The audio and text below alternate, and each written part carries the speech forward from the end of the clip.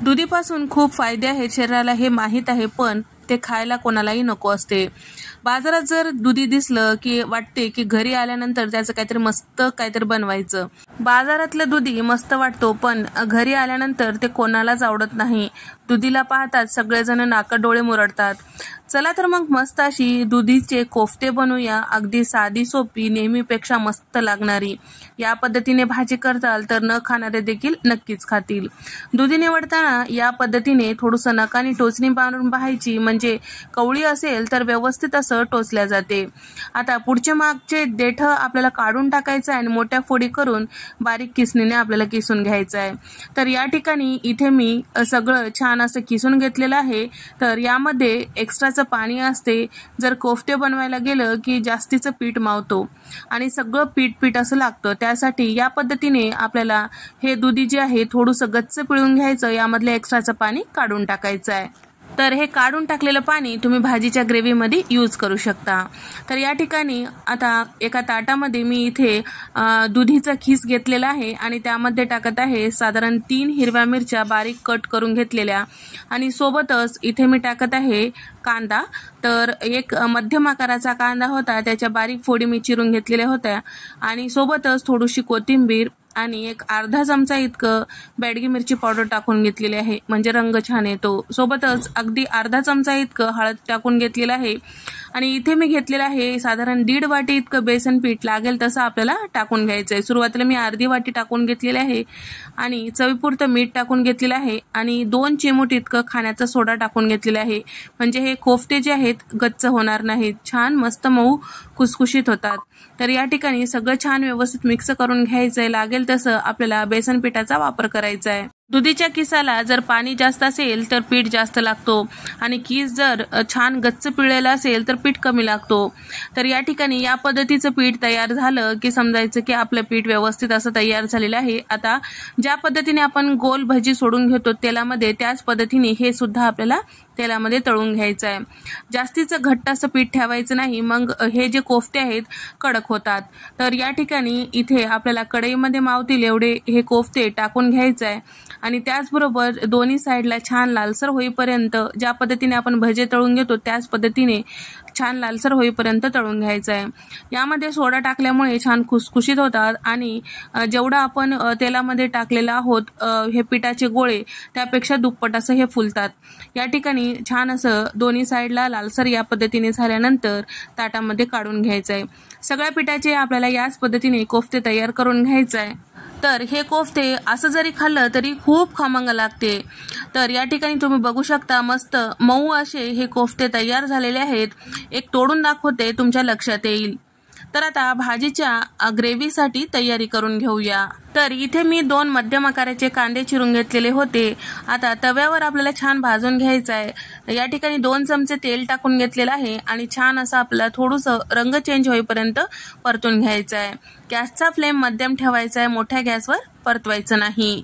कसं कांद्याचा रंग चेंज झाला की यामध्ये टाकत आहे साधारण 1 पाव कप इतकं सुक्या खोबऱ्याचे काप, ते सुद्धा याच सोबत आपल्याला छान असं परतून घ्यायचं आहे। 2 मिनिटं परतून घेतल्यानंतर यामध्ये टाकत आहे साधारण 4 चमचे इतकं फुटाण्याची डाळ, आणि सोबतच 2 चमचे इतकं पांढरे तीळ।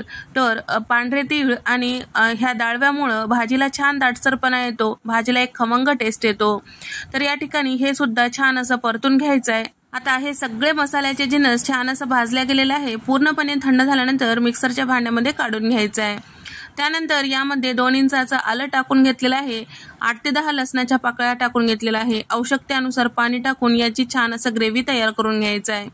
भाजीला फोडणी देण्यासाठी इथे मी एका कढईमध्ये साधारण 6 चमचे तेल टाकून घेतलेलं आहे। अर्धा चमचा जिरे, अर्धा चमचा मोहरी छान तडतडू द्यायचं आहे। 2 तमालपत्र तोडून टाकलेलं आहे, 1 दालचिनीचा तुकडा टाकून घेतलेला आहे। तयार करून घेतलेल्या कांद्याची ग्रेव्ही यामध्ये टाकून हलकंसं आपल्याला रंग चेंज होईपर्यंत परतून घ्यायचा आहे। तर आता हे ग्रेव्ही जे आहे पूर्ण व्यवस्थित परतेपर्यंत आपल्याला गॅसचा फ्लेम कमी ठेवायचा आहे। पण जेवढं छान परतून घेताल तेवढं भाजीला छान अशी टेस्ट येते। तर या ठिकाणी साईडला तेल सुटेपर्यंत हे वाटण परतून घ्यायचं आहे। त्यानंतर यामध्ये टाकत आहे 2 मध्यम आकाराच्या टोमॅटोची प्युरी। टोमॅटो असे मोठ्या फोडी चिरून घेऊन मिक्सरमधून प्युरी करून घेतलेली आहे। ते यामध्ये टाकून घेतलेलं आहे। साधारण 2 मिनिटं आपल्याला छान असं परतून घ्यायचं आहे याचा आंबटपणा जाईपर्यंत। तर आता या ठिकाणी टोमॅटो 2 मिनिटं परतून घेतल्यानंतर यामध्ये टाकूया पावडर मसाले। पावडर मसाले सुद्धा छान असं आपल्याला या ग्रेव्हीमध्ये किंवा या वाटणामध्ये छान असं मिक्स करून घ्यायचं किंवा परतून घ्यायचं आहे। तर या ठिकाणी 2 चमचे इतकं इथे मी लाल मिरची पावडर, अर्धा चमचा हळद, 1 चमचा धने पावडर, अर्धा चमचा इथे मी भाजलेले जिरेची पूड टाकून घेतलेली आहे आणि 1 चमचा भर कांदा लसूण मसाला टाकून घेतलेला आहे। या ठिकाणी तुम्ही गरम मसाला सुद्धा वापरू शकता। पावडर मसाले करपू द्यायचं नाही, सगळं वाटणामध्ये व्यवस्थित मिक्स करून घ्यायचं आहे आणि चवीपुरतं मीठ टाकून घ्यायचं आहे। तर वाटणामध्येच या पद्धतीने सगळे मसाले टाकून घेतल्यामुळे भाजीला छान रंग येतो आणि त्यासोबत व्यवस्थित असं वाटणामध्ये मिक्स होतात। सोबतच यामध्ये टाकत आहे साधारण 1.5 ग्लास इतकं गरम पाणी। थंड पाणी टाकायचं नाही, शक्यतो गरमच पाणी टाकायचं। तर या ठिकाणी पाणी टाकून घेतल्यानंतर इथे आपल्याला सगळं छान व्यवस्थित मिक्स करून घ्यायचं। भाजीचं वाटण तयार करते वेळेस आपण फुटाण्याची डाळ आणि तीळ वापरलेलं होतं, त्यामुळे जसजसं ही भाजी थंड होते तसतसं भाजीला जास्तीचा दाटसरपणा येतो। त्यासाठी सुरुवातीला पाणी टाकते वेळेस थोडंसं जास्ती पाणी टाकायचं। सतत पाणी टाकलं की भाजीची चव बिघडून जाते। तर आता या ग्रेव्हीला उकळी आलं की यामध्ये तयार करून घेतलेले दुधीचे कोफ्ते किंवा कद्दूचे कोफ्ते टाकून छान व्यवस्थित 1-2 मिनिटं शिजवून घ्यायचं आहे, साईडला तेल सुटेपर्यंत।